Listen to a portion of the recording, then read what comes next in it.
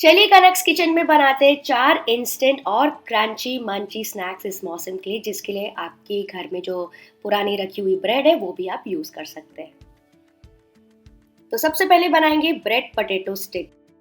यहाँ पे मैंने लिया है 4 से 5 बॉइल्ड और ग्रेटेड आलू। इसमें मैं डाल दूंगी आधा कप फ्रेश ब्रेड क्रम्स, मतलब मैंने ब्रेड को सिंपली मिक्सी में पीस लिया था। फिर मैं डाल रही हूँ 2 टेबल स्पून कॉर्नफ्लावर या फिर कॉर्न स्टार्च, थोड़ा सा नमक डालेंगे, थोड़ी सी काली मिर्ची का पाउडर, रेड चिली फ्लेक्स, थोड़े से मिक्स्ड हर्ब सीजनिंग या फिर ओरिगेनो या फिर जो कोई भी मसाला आपको पसंद हो, 2 टीस्पून अदरक लहसुन का पेस्ट, थोड़े से बारीक कटे हुए प्याज और थोड़ी सी बारीक कटी हुई कैप्सिकम, थोड़ा सा लेमन जूस भी मैं डाल रही हूँ, फ्रेश धनिया, और इन सारी चीज़ों को अच्छे से मिक्स करेंगे।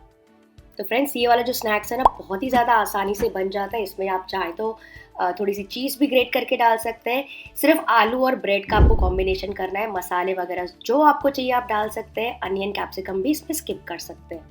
ये अच्छे से मिक्स हो गया, बाइंड हो गया, तो यहाँ पे मैं थोड़ा सा तेल डाल के और अच्छे से गूंथ रही हूँ ताकि आटे जैसी कंसिस्टेंसी पे आ जाए, तो हम उसको रोल कर सकें, उसका शेप बना सकें। तो अब मैं क्या कर रही हूँ, बटर पेपर ले रही हूँ। आप चाहे तो किचन प्लेटफॉर्म के ऊपर भी ये काम कर सकते हैं। इसको इसके ऊपर डाल के थोड़ा सा फ्लैट कर लेंगे और ऊपर से बटर पेपर डाल के इसको मैं बेल रही हूँ। और बिल्कुल ज़रूरी नहीं है फ्रेंड्स कि आप इसी तरीके से बनाएं। आप चाहे तो अपने हाथों से टिक्की वगैरह भी बना सकते हैं या फिर छोटे छोटे बॉल्स तैयार कर सकते हैं। बस इसको अच्छा सा फैंसी लुक देने के लिए इसको मैं बेल रही हूँ। ये देखिए 1 इंच थिक जितना मैंने रखा है, क्योंकि बच्चों को बहुत ज़्यादा अच्छा लगता है ऐसा। और इसको थिक स्ट्रिप्स में, मतलब मोटे मोटे स्ट्रिप्स में काट लेंगे।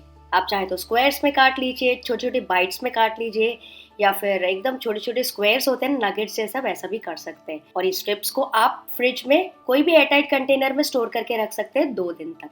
इसको बस अब मीडियम हाई तेल पे फ्राई करना है 3 से 4 मिनट के लिए, या फिर जब तक ये बढ़िया से गोल्डन ब्राउन ना हो जाए, क्योंकि सारी चीजें तो इसमें पकी हुई है। इसको पकने में ज्यादा समय नहीं लगेगा।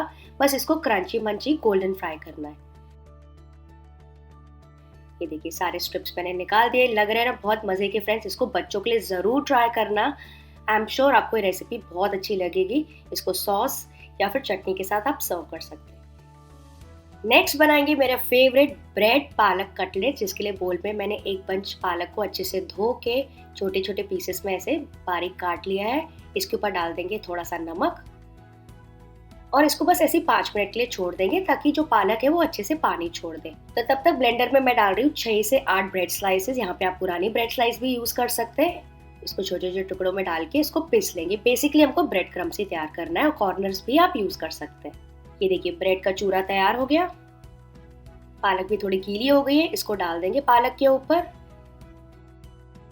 साथ ही मैं डाल रही हूँ 2 टेबल स्पून चावल का आटा, इसको और क्रंची बनाने के लिए, और 2 टेबल स्पून ही सूजी, थोड़ी सी बारीक कटी हुई हरी मिर्चें, अदरक लहसुन का पेस्ट, थोड़ा सा जीरा पाउडर, रेड चिली पाउडर, थोड़ा सा चाट मसाला या जो मसाला आपको पसंद हो, थोड़ा सा धनिया पाउडर भी डाल रही हूँ मैं, थोड़े से प्याज, क्योंकि पालक के साथ प्याज बहुत ज़्यादा अच्छे लगते हैं, और थोड़ी सी फ्रेश धनिया। इन सारी चीज़ों को अच्छे से मिक्स कर लेंगे। तो फ्रेंड्स, आपको अलग से ज़्यादा पानी डालने की ज़रूरत नहीं पड़ेगी, क्योंकि पालक काफ़ी अपना पानी छोड़ता है। और मान लीजिए अगर आपको ड्राई लगे तो हल्का सा छींटा आप डाल सकते हैं। ये देखिए अच्छे से डो तैयार हो गया है। बस अब करना कुछ नहीं, अपने हाथों में थोड़ा थोड़ा पोषण लेंगे, हाथों में तेल लगा लीजिए और इसकी टिक्की तैयार कर लीजिए। और इसको यूनिफॉर्म शेप देने के लिए अपने प्लेटफॉर्म में भी इसे रोल कर सकते हैं। आप देख सकते हैं कितनी बढ़िया दिख रही है। तो फ्रेंड्स, अगर आपको हरा भरा कबाब पसंद है ना, तो ये उसका इजी वर्जन है। आप एकदम आसानी से इसको घर पे बना सकते हैं। और इसको मीडियम हाई तेल पे फ्राई करेंगे 3 से 4 मिनट के लिए, जैसे कि हल्की सी गोल्डन ब्राउन हो जाए। हाई बिल्कुल नहीं करना है फ्रेंड्स, क्योंकि पालक जल सकती है। तो इसको फ्राई करते जाएंगे और इसको निकाल देंगे। लग रहे हैं ना बहुत ज़्यादा ब्यूटीफुल। इसे तो आप ज़रूर ट्राई कीजिएगा, आपके मेहमान इम्प्रेस हो जाएंगे। नेक्स्ट बनाएंगे ब्रेड चना कबाब्स। इसके लिए भी मैंने ब्रेड ली थी 4 से 5। इसके कॉर्नर्स मैंने रखे। इसको मिक्सी में डाल देंगे टुकड़ों में और इसका चूरा तैयार कर लेंगे। इसको ट्रांसफर कर लेंगे बोल में। नेक्स्ट एक छोटी सी मिक्सी में मैं ये देखिए क्या डाल रही हूँ, बॉईल किया हुआ काला चना। इसमें डालेंगे 1 प्याज ऐसे रफली कटा हुआ, 1 से 2 हरी मिर्चें, अदरक का टुकड़ा, 1 से 2 कली लहसुन की, थोड़ा सा जीरा और थोड़ी सी दही। आप चाहें तो पानी भी यूज कर सकते हैं। बेसिकली इसको हमको पिसना है। थोड़ा सा लेमन जूस भी डाल रही हूँ फ्लेवरिंग के लिए, और इसको अच्छे से ब्लेंड कर लेंगे। तो फ्रेंड्स, ये देखिए पेस्ट ये जो रेसिपी है ना आपको 100% गारंटीड अच्छी लगेगी, बहुत बढ़िया लगता है।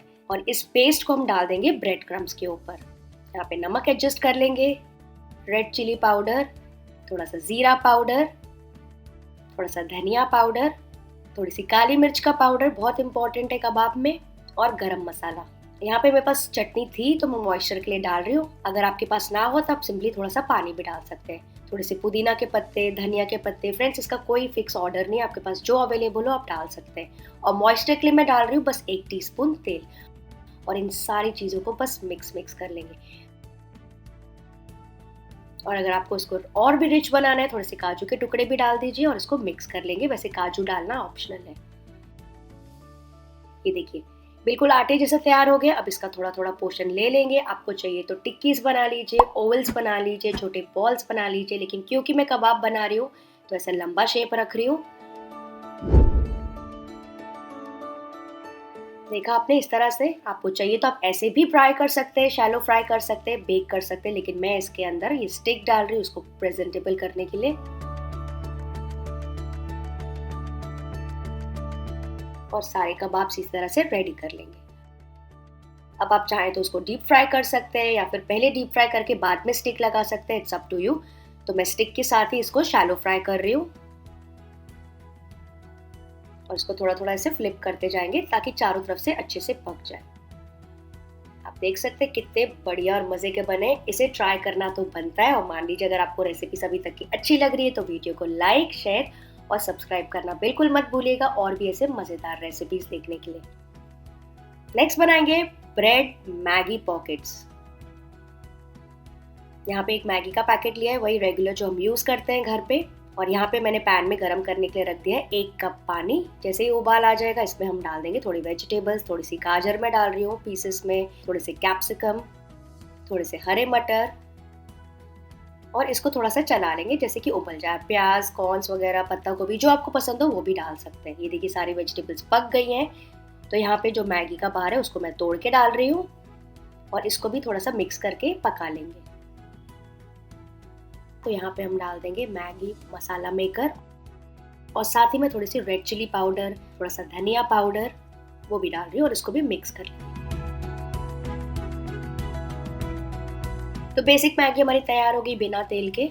इसको थोड़ा सा ड्राई कर लेंगे क्योंकि इसकी हम स्टफिंग करने वाले हैं। ऊपर से डालेंगे फ्रेश धनिया और मिक्स करेंगे। आप चाहे तो प्लेन मैगी भी बना सकते हैं बिना वेजिटेबल्स की, लेकिन ऐसे बनाएंगे ना फ्रेंड्स तो बहुत ज़्यादा टेस्ट आता है। तो ये देखिए मैगी सूखी सूखी हो गई है। इसको ट्रांसफर कर लेंगे प्लेट में और थोड़ा सा ठंडा होने देंगे ताकि रूम टेम्परेचर पे आ जाए। यहाँ पे मैंने लिए 4 से 5 ब्रेड स्लाइसेस जिसके कॉर्नर्स मैंने निकाल दिए।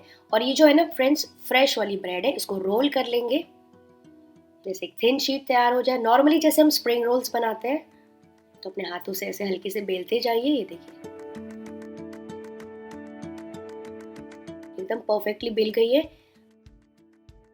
और अब मैगी के ऊपर मैं डाल रही हूँ थोड़ी सी ग्रेटेड चीज। ये कम्प्लीटली ऑप्शनल है, लेकिन इसके साथ अगर आप बच्चों को खिलाएंगे तो आई एम श्योर उनको पसंद आएगा।